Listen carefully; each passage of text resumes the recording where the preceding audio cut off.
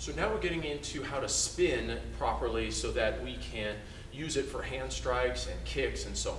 So when I want to spin, I've got to make sure that I'm learning to stay on balance on one foot, and especially the ball of the foot. We're not going to turn and spin on the heel, always on the ball of the foot, because that way we have somewhere to fall back on. So if I'm left leg forward guarding stance, when I'm going, I'm always going to be spinning on my front foot if I'm doing a right hand or rear strike or even a rear leg spin kick. So when I'm going to spin to start and get used to things and getting used to staying on the ball of my foot to strengthen it, the foot that is, the toes, the ankles, the calf, all that, we want to try and start from a kind of a bouncing perspective.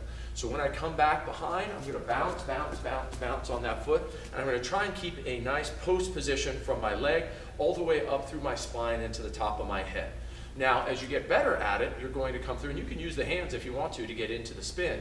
Jab, punch, come on through. I'm going to spin, come through, and drop back on down into my good guarding stance. So I want to stay on the ball of the foot and get as smooth as possible as I come through, spin, and drop. So from here, now we want to add in the strike. So what I'm looking for is we're looking for a spin bottom fist. Now a bottom fist should be parallel to the ground, about shoulder height, elbow leading.